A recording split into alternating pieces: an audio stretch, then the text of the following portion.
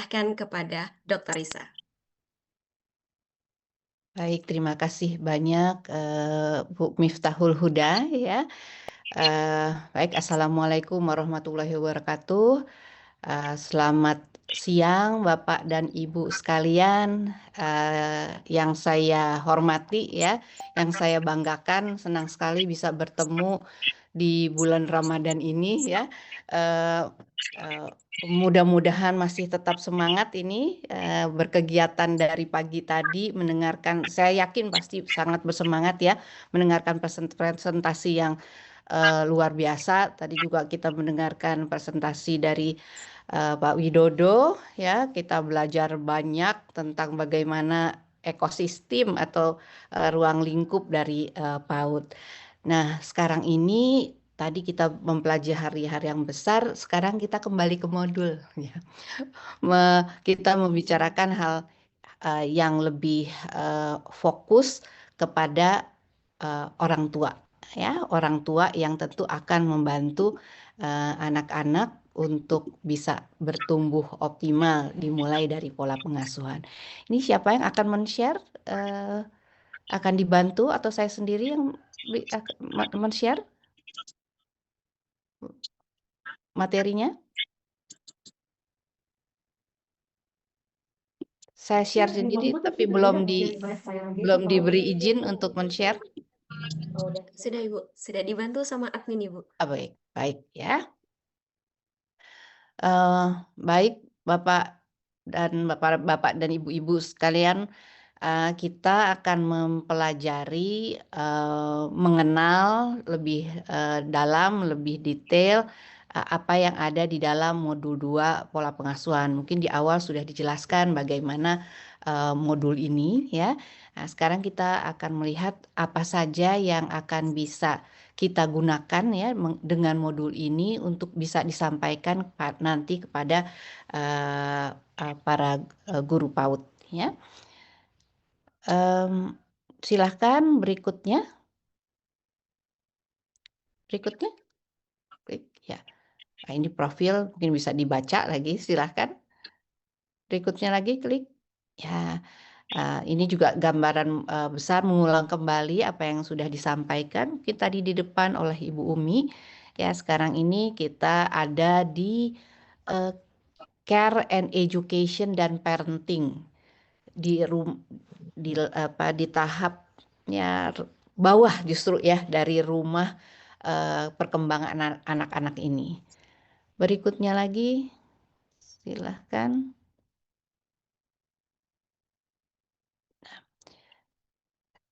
Modul ini diharapkan dapat membantu nantinya apabila Bapak dan Ibu menyampaikan kepada para Bunda PAUD ya, apakah mereka nanti mampu memahami pesan kunci dari pola pengasuhan orang tua yang kita akan bahas di modul ini.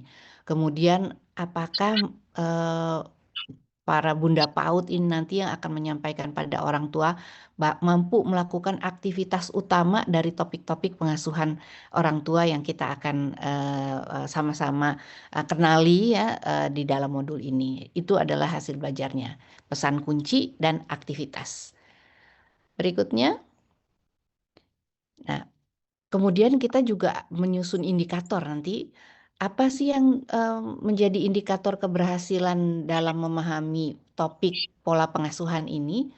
Pertama, kita akan memperkenalkan pesan kunci dan aktivitas utama dari topik evaluasi diri, kemudian pengenalan potensi sebagai orang tua, dan ketangguhan keluarga. Klik berikutnya. Nah, ini mungkin akan lebih singkat lagi bahwa ada pesan kunci yang nanti perlu dipahami dan pesan kunci ini berkaitan dengan aktivitas utama yang akan membantu pesan kunci ini ya. Pesan kunci tadi bagaimana membantu orang tua untuk melihat dirinya sendiri, kemudian mengenal potensinya sebagai orang tua dan bagaimana membantu supaya keluarga ini menjadi keluarga yang tangguh. Berikutnya, apa manfaat modul ini yang bisa disampaikan pada para Bunda PAUD adalah para guru PAUD ya. tentu ada bapak-bapak juga sebetulnya di sini. Em, Pertama adalah memahami potensi diri sebagai orang tua. Jadi bagaimana orang tua bisa mengenal dan mengenal kelebihan dan kelemahan dirinya sendiri. Kemudian bagaimana orang tua mampu menghargai dirinya sendiri. Bagaimana orang tua juga memiliki tujuan dan harapan dalam kehidupan keluarganya. Karena ini penting untuk membangun kesehatan mental ya, bukan hanya sekedar kesehatan fisik saja. Untuk itu orang tua juga harus dibekali dengan kemampuan mengelola proses pengasuhan khususnya anak usia dini ini. Jadi bagaimana dia bisa memahami para orang tua ini memahami peran dan tanggung jawabnya sebagai orang tua. Kemudian apalagi sekarang mungkin orang tua dengan anak usia dini ini generasi Gen Z ya. Dan ya ada antara Gen Z dan milenial ya. Kemudian juga bagaimana mereka bisa mengenali bahwa sebagai keluarga mereka punya dukungan tapi juga punya hambatan di dalam lingkungan keluarga, tetangga atau masyarakatnya itu ya. Sehingga tidak berfokus hanya apa yang dilihat di media sosial saja, tetapi juga mereka harus mampu melihat di lingkungan secara keseluruhan dalam kehidupan yang nyata. Kemudian juga memahami pola komunikasi dengan anak. Berikutnya, klik.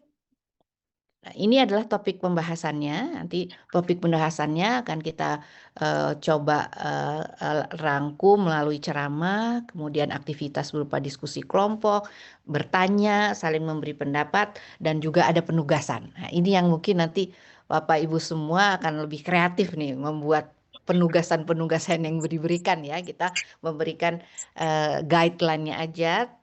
Tapi Bapak dan Ibu bisa lebih kreatif nanti untuk memberikan latihan-latihan yang sesuai dengan kondisi di tempat Bapak dan Ibu nanti akan menyampaikan materi ini. Kliknya berikutnya. Nah, ini pesan kunci topik pertama ya. Pertama adalah mengenal diri ya. Ini bisa dilihat nanti di buku modulnya ya, di setiap buku di setiap modul ini ada yang disebut dengan kotak dan aktivitas. Nah, kalau sebutannya kotak ini adalah sebetulnya konsep yang ingin disampaikan kepada orang tua. Ini masuk di dalam kotak satu-satu. Jadi, mengapa sih perlu mengenali potensi diri? Intinya adalah mengajak para orang tua untuk lebih bisa mengenal kelebihan dan kelemahan dirinya. Karena sulit sebetulnya. Kadang-kadang malah kita orang tua tuh tidak berpikir tentang kelemahan-kelebihan. Bisa hanya memikir kelebihannya saja, atau bisa mikir kelemahannya saja, atau sama sekali tidak pernah memikirkan itu menjadi bagian kegiatannya. Ya, bagi, baik proses berpikir, berperasaan, ataupun dalam tingkah laku sehari-hari. Nah, ini dicoba diajak kesempatan ini untuk merefleksi diri ya. Bapak dan Ibu juga jadi ikut exercise ya, berlatih juga untuk belajar mengenal kelebihan dan kelemahan diri ya. Nah, kedua adalah belum sebelumnya, karena ini kotak ini penting Ibu Bapak pahami supaya bisa disampaikan pada orang tua nanti. Kenapa sih perlu memahami? Karena kalau kita memahami diri sendiri, maka kita akan bisa menghargai diri sendiri. Aku punya kelemahan, tapi aku juga punya kelebihan. Sehingga mampu mengetahui cara terbaik dalam menghadapi tuntutan tugas sehari-hari di lingkungan, terutama dalam mendidik anak dan mengasuh anak. Itu penting disampaikan pada orang tua saat kita nanti melakukan aktivitas berikutnya. Klik aktivitas untuk membantu orang tua untuk mengenal kelebihan diri. Jadi dan mengenal kelemahan dirinya. Mereka diminta untuk menulis 3 saja aspek dari kelebihan dan kelemahan diriku. Biasanya sulit di awalnya ini dilakukan. Nah, silakan Bapak Ibu nanti punya kreativitas atau juga mungkin mampu lebih bisa menyelami agar mereka bisa mampu untuk sekedar duduk berefleksi mengenal kelebihan kelemahan dirinya. Klik berikutnya. Klik ya, ini adalah panduannya ya. Jadi memang diminta untuk menulis kelebihannya, kemudian nanti berdiskusi tentang apakah mudah menemukan kelemahan diri sendiri. Ya, nanti banyak jawabannya. Kenapa mudah? Atau apakah eh, sulit menemui mengenalnya gitu ya? Apakah lebih mudah mengenal kelebihan atau kelebihan, karena di orang timur kita biasanya tabu ya melihat kelebihan diri itu, sehingga tidak mau men-share itu ya, atau malah jadi rasanya nggak pernah kepikir sama sekali, itu dianggap tabu. Tapi di sini mungkin harus kita akan membantu untuk bukan untuk dinilai tapi untuk menyampaikan apa yang dirasakan nyaman buat mereka. Sehingga tadi kalau ada orang tua yang tidak nyaman ya tidak perlu dipaksa. Cukup melihat orang lain melakukan aktivitas ini. Tapi setidaknya ini akan menjadi catatan juga bagi para guru PAUD, terutama di dalam memahami orang tua, bahwa ada orang tua yang tertentu yang mungkin tidak mau men-share eh, hal yang berkaitan dengan dirinya. Ya, baik, berikutnya. Nah, kenapa penting memahami diri sendiri? Karena ini ada teorinya, Bapak dan Ibu, ya. Jadi ada teori yang dinamakan Johari Window. Dalam teori Johari Window ini diperolehlah gambaran bahwa sebagian besar orang ada yang menemukan namanya diri terbuka. Sifat tadi ya, hal-hal sifat yang terbuka. Misalnya saya orangnya ramah, orang lain juga melihat saya ramah gitu. Jadi ini terbuka untuk seorang, tidak ada sesuatu yang kita tutupi. Tapi ada yang disebut diri buta. Ada sifat yang tidak diketahui diri sendiri tapi orang lain tahu itu. Bahwa orang bilang, "Ih, Ibu pemarah tuh, Bu Risa." Wah, saya nggak merasa seperti orang yang pemarah. Jadi diri buta.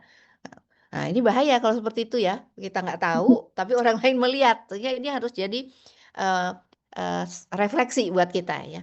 Atau ada yang disebut dengan diri tersembunyi. Hanya diri kita saja yang tahu bahwa aku tuh orangnya sebetulnya pemalas. Males banget melakukan sesuatu. Tapi orang lain malah melihat, oh ibu ini rajin banget nih. Kalau deket dengan Bu Dwi misalnya, ya Bu Dwi Agustin dari Respon ini pasti ini orangnya sangat rajin dan tegas gitu ya dalam menegakkan disiplin gitu. Tapi sebetulnya aku nggak begitu. Nah, ini ada diri yang tersembunyi yang mungkin hanya dia yang tahu itu rahasia. Tapi ada namanya diri gelap. Orang lain nggak tahu, diri kita juga nggak tahu. Nah, di mana gitu ya? Nah, dalam klinik di kegiatan klinik sehari-hari saya sebagai psikolog ya, diri gelap ini biasanya muncul saat orang sedang tidak dalam kondisi optimal. Apakah dia sakit, ataukah dia sedang sedih, ataukah dia sedang marah sekali, sehingga muncullah perilaku-perilaku yang orang lain nggak pernah lihat dan diri dia aja suka nggak ngeliat itu. Nah, inilah diri gelap yang harus kita juga kenali, bahwa setiap kita punya sifat-sifat yang kita ingin kenali dan kita ingin tutupi gitu ya, atau orang lain ingin tahu dan orang lain tidak tahu. Jadi penting untuk melakukan evaluasi diri ini. Berikutnya, klik ya. Pesan kunci topik kedua adalah keluarga ya. Di kotak 3 ini yang perlu dibaca juga nanti di pesan topik 2 di kotak 21 ya. Mengapa perlu mengenali peran diri kita sebagai orang tua? Ya. Kenapa?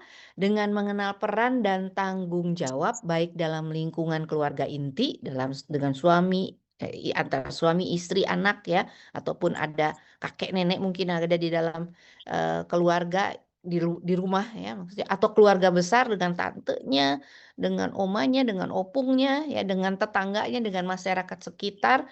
Ini akan mampu membina hubungan timbal balik yang baik dengan sekitarnya, dan ini harus diperkenalkan. Apalagi tadi ya, Gen Z ini sangat erat dengan media sosial, sehingga kehidupannya lebih banyak dengan media sosial ya. Hal-hal ini yang perlu di di di, di apa diajarkan bukan sekedar diajarkan tapi disadarkan itu ya untuk melakukan mengenal peran dan tanggung jawab tersebut ya. Jadi mereka akan tahu bahwa mereka punya sumber dukungan dari lingkungan sekelilingnya. Itu penting buat kesejahteraan mental mereka ya. Berikutnya, nah, kenapa ini penting ya? Kita juga perlu memahami bahwa kehidupan keluarga ini tidak hanya sekedar kehidupan keluarga ya, tapi juga dipengaruhi oleh lingkungan sekelilingnya. Tempat sekolah, teman, keluarga ya, eee, ini akan mempengaruhi bagaimana keluarga dan anak-anak berinteraksi, ini mempengaruhi pertumbuhannya. Dan juga situasi keseluruhan seperti sekarang ini, cuaca sedang tidak bisa diduga ya. Kalau di Bogor, saya tinggal di Bogor, cuaca hujan terus itu ya. Ini juga akan mempengaruhi kehidupan anak, mungkin akan lebih cepat sakit, orang tua jadi juga lebih sensitif. Nah, hal-hal seperti ini juga, diharapkan kita coba untuk membantu orang tua untuk memahami bahwa kehidupan mereka tidak hanya di kegiatan ini, tapi sekeliling, keluarga, tetangga, dan juga cuaca, alam, iklim ini juga akan mempengaruhi mereka, dan juga politik ya. Nah, itulah sebabnya juga, ya kita tidak membahas lebih detail tentang media digital ya, tapi digital itu juga akan membuat kehidupan yang terlihat adalah kehidupan yang, belum tentu nyata, itu yang bisa menjadi pengetahuan buat keluarga yang bisa berakibat baik, tapi juga bisa berakibat buruk. Yang berikutnya, oke. Nah, ini lembar aktivitas yang dilakukan untuk topik, kedua ini ya. Berikutnya lagi, ya ini adalah, kegiatan yang harus dilakukan. Tadi lembarnya adalah berupa lingkaran, orang tua diminta untuk menuliskan namanya di tengah ya, kemudian menuliskan nama-nama di, lingkaran sekelilingnya, mana orang yang paling terdekat dalam hidupnya, lalu tanyakan ya, "Siapa yang paling menyayangi Anda?" Berikan, boleh balik ke sebelumnya? Kalau tuliskan namanya dia, kemudian tuliskan nama-nama orang terdekat di sekelilingnya ya, mana yang paling menyayangi, diberikan tanda, panah ke arah nama tersebut. Dan mana yang juga, paling, mampu memberikan dukungan gitu ya, kepada, pada ibu tersebut ya. Nah, kita akan melihat orang yang memiliki 2 arah panah yang menyayangi dan orang tersebut juga kita anggap bisa menyayangi kita, itulah sumber dukungan kita sebetulnya. Dan kita perlu mengajak bahwa itulah yang harus kita, eee pahami dan rasakan bahwa banyak orang-orang di sekeliling kita sebetulnya yang menyayangi dan kita sayangi ya. Itu salah satu, latihannya ya. Perutnya gembung. Selanjutnya, Perutnya gembung. Apanya? terus. Hah? Nah, di, topik ketiga kita akan, mempelajari, tentang pola pengasuhan. Jadi, khususnya tentang bagaimana pola komunikasi orang tua dengan anak, ya. Jadi di kotak 31, Ibu, Bapak bisa membaca, di situ tertulis, "Dengan mengenal pola komunikasi dengan anak, ya, maka orang tua akan mampu memahami karakteristik anak sesuai dengan tahapan usianya." Ini perlu diingati, kadang-kadang kita sendiri perlu juga mengingat ini ya, bahwa bicara dengan anak ini harus tahu karakteristiknya seperti apa, usianya berapa gitu ya. Tidak asal ngomong aja ya, bicara dengan anak usia 3 tahun tentu berbeda dengan anak 7 tahun, berbeda dengan anak, eee, 12 tahun gitu ya. Tapi terkadang kegiatan yang serba cepat membuat kita menyamaratakan, mau bicara dengan anak 3 tahun, 7 tahun, 12 tahun sama saja dengan seperti apa yang kita pikirkan tuh. Nah, ini orang tua kita semua nanti di saat memberikan modul ini, diminta untuk juga, bersama-sama bagaimana sih caranya memahami karakteristik anak dan sesuai dengan tahapan usianya. Nah, sehingga kenapa perlu ini agar para orang tua kita semua bisa memberikan respon yang tepat terhadap kebutuhan anak agar mereka bisa berkembang optimal tadi ya, baik fisik, kecerdasan dan emosinya. Kenapa kok bisa komunikasi hanya dengan komunikasi bisa membuat menjadi fisik dan kecerdasannya kecerdasan emosionalnya berkembang? Karena dengan komunikasi ini anak mempunyai kedekatan dengan orang tua ataupun orang-orang sekelilingnya. Kedekatan itu akan membuat anak-anak ini jadi bersemangat. Makannya bersemangat, bermainnya bersemangat, istirahatnya juga bersemangat. Mereka akan lebih bahagia, lebih punya harapan terhadap kehidupan di sekelilingnya, ya. Berikutnya, nah, di kotak ke-32 ada pesan kunci untuk prinsip pengasuhan positif, ya. Jadi pengasuhan positif yang nanti kita akan ajarkan atau kita tularkan kepada para bunda PAUD, pada guru-guru PAUD ini adalah mencoba memahami dan memperlakukan anak sesuai dengan tahapan usia dan kemampuannya, itu penting tadi ya. Kemudian melakukan komunikasi dengan penuh kasih sayang, gitu ya. Ketiga adalah menegakkan disiplin yang konsisten sehingga anak dapat berkembang secara optimal. Jadi 3 hal ini penting, memperlakukan anak sesuai dengan tahapan dan perkembangan tahapan usianya ya, melakukan komunikasi dengan penuh kasih sayang ya, kita jadi memahami apa kebutuhan anak dan disiplin. Ini penting, kalau anak justru dibiarkan tanpa disiplin, dia tidak akan belajar sesuatu di dalam kehidupannya ya. Berikutnya. Nah, bagaimana cara komunikasi dengan anak? Ya, kita coba merangkumkan 5 komunikasi ya, dengan anak ini ya, 5. Sebetulnya kalau dibuat tentu akan panjang jadwalnya, tapi kita cukup rangkum 5 saja. 1 adalah mengamati menggunakan mata ya. Mata kita ya sebagai orang tua, nanti para guru PAUD dan bunda PAUD ini kita ajak untuk juga mengamati, kemudian memahami dengan pikiran kita, dengan hati lah ya. Kemudian menyapa dengan bicara, menyentuh dengan melakukan sentuhan melalui tangan dan anggota tubuh kita, dan melakukan, bergerak, jangan hanya diamati, dipahami, dipegang tapi tidak dilakukan ya. Jadi memahami ini kita juga mengamati ini, apa yang diamati pada anak usia dini yang diamati adalah pertumbuhan fisiknya, berat badannya, tinggi badannya, nanti kita akan belajar itu penting sekali. Kemudian memahami tanda-tanda yang diberikan anak, misalnya kapan dia lapar atau kenyang, kapan dia bahagia atau sedih, kapan apa mainan yang disukainya, itu memahami. Kemudian menyapa, sediakan waktu untuk menyapa, mendengar jawaban, misalnya cerita-cerita atau ungkapan perasaan gitu ya. Jangan asal lewat aja ya, asal dengar katanya begitu ya. Tapi harus lebih mampu punya waktu untuk mendengar dan memahami. Karena anak usia dini ini kan kalau bicara masih lambat ya. Sementara orang-orang tua biasanya pengen satset ya, cepat. Sehingga hanya cukup ya nggak didengar isinya ini ya. Nah, berikan kata-kata penyejuk dan penyemangat, bukan kata-kata yang menghukum ya, sehingga membuat anak-anak ini menjadi semangat. Menularkan kesedihan orang tua atau keluh kesah pada orang tua tidak dilakukan untuk anak usia dini. Justru yang dilakukan adalah memberikan harapan-harapan. Hari ini lagi tidak ada makanan yang enak, ya kita bisa bilang, oh ya nanti ya, kita nanti ya misalnya.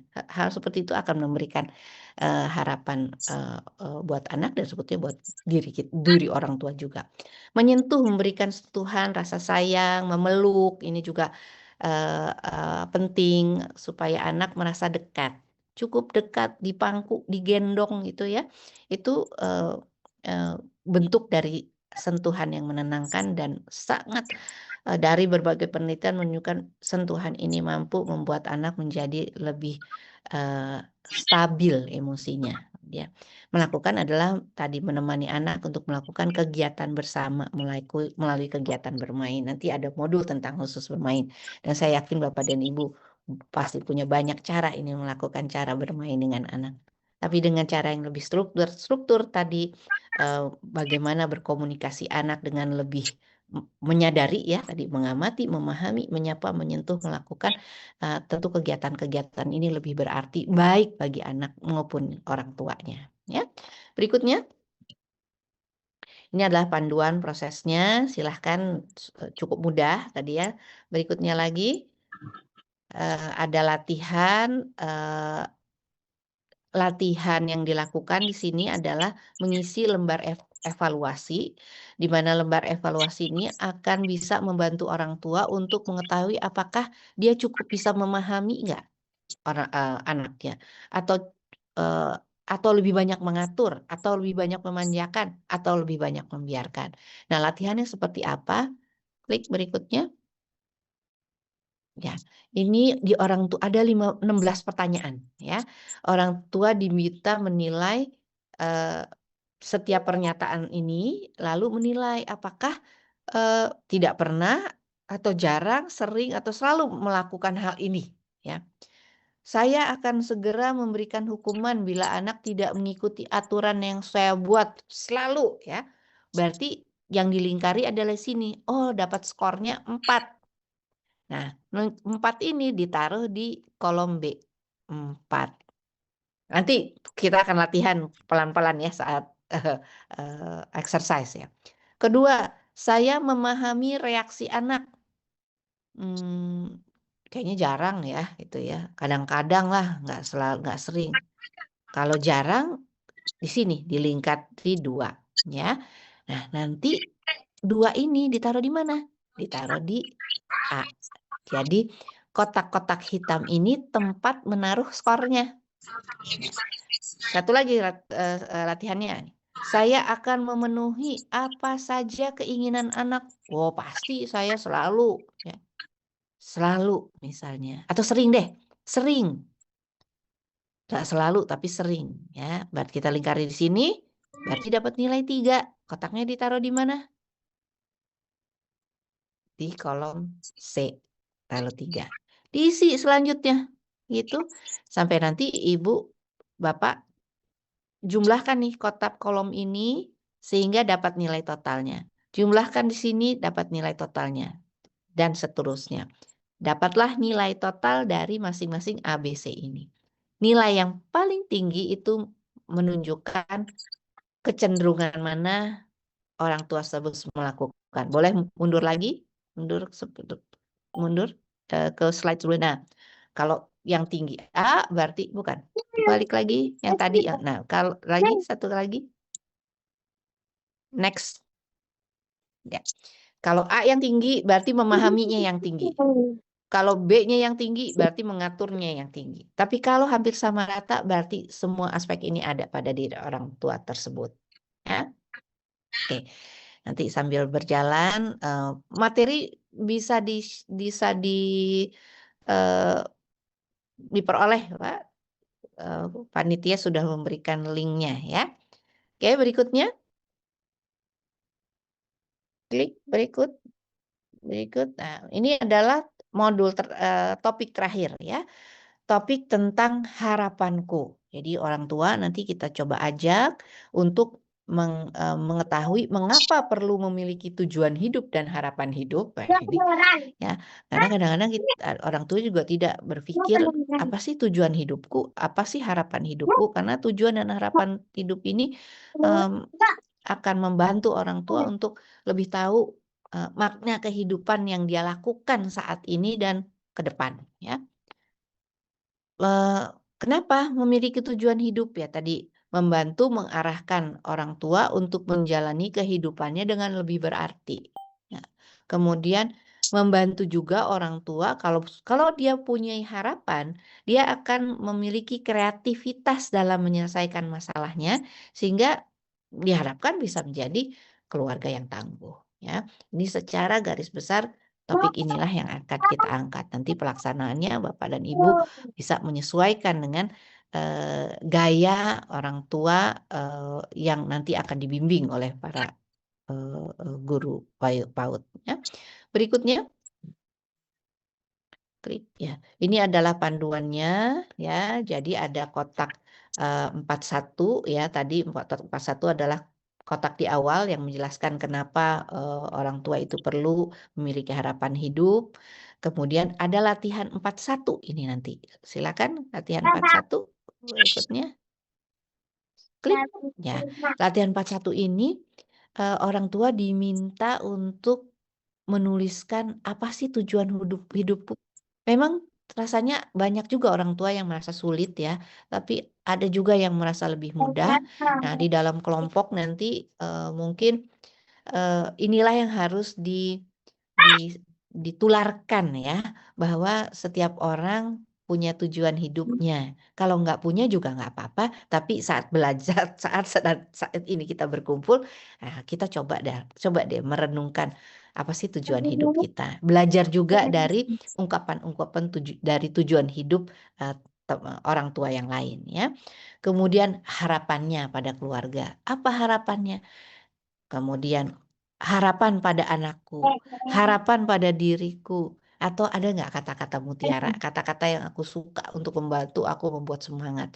Bisa juga dari hadis misalnya, atau kata-kata mutiara, atau apapun kata-kata yang bisa dituliskan oleh orang tua di sini. Kelihatannya memang agak sulit gitu ya, sepintas selalu kalau kita lihat ya. Tapi sebetulnya kalau kita jalankan bersama, justru ini adalah latihan yang menyenangkan buat orang tua itu. Apalagi kalau mereka pun sebetulnya jarang men-share atau membagi perasaan-perasaannya. Nah, tapi mungkin yang menjadi catatan adalah apabila ada orang tua yang tidak mempunyai minat untuk menuliskan seperti ini, sebetulnya ini akan menjadi catatan ya. Karena tentu ada masalah dengan masalah psikologisnya ya, masalah perasaannya. Sehingga tidak perlu dipaksa, tapi cukup ditanya atau memang apabila membutuhkan ahli untuk bisa mengungkapkan apa yang dirasakan, bisa dirujukan ke ahli ya. Baik, berikutnya. Nah, ini adalah uraian materi kita ya sudah intinya adalah mengarahkan orang tua untuk menjalani hidup lebih berarti, tidak putus asa, kreatif dalam menyelesaikan masalah sehingga menjadi orang tua yang tangguh. Next. Nah, ini pesan kunci, tadi sudah kita pelajari bahwa ada stimulasi pendidikan bermain, pengasuhan, kesehatan gizi, perawatan, kesejahteraan perlindungan akan membuat anak menjadi sehat dan cerdas. Berikutnya, kesimpulan, ini adalah kesimpulan, klik saja supaya lebih cepat. Ya, yang perlu ditanyakan adalah mengapa penting mengenali potensi diri, mengapa perlu mengenali peran diri kita sebagai orang tua dalam keluarga, mengapa perlu mengenali pola komunikasi orang tua dengan anak. Ini adalah kunci dari modul ini sehingga orang tua bisa terbantu untuk memahami potensi dirinya dan kemampuan sebagai orang tua dan mengembangkan pola komunikasinya dengan anak. Baik, terima kasih. Terima kasih Dokter Risa atas pemaparan materi yang luar biasa tentang pola pengasuhan kepada anak. Baik dokter, karena sepertinya dari peserta sudah tidak sabar nih, bahkan sudah mengajukan pertanyaan nih, sudah ada yang mengajukan Ya, saya pertanyaan lihat. di room chat dan juga sudah Iya. ada yang raise hand. Jadi langsung saja saya persilakan kepada Bu Khairani yang sudah raise hand terlebih dahulu untuk mengajukan pertanyaan.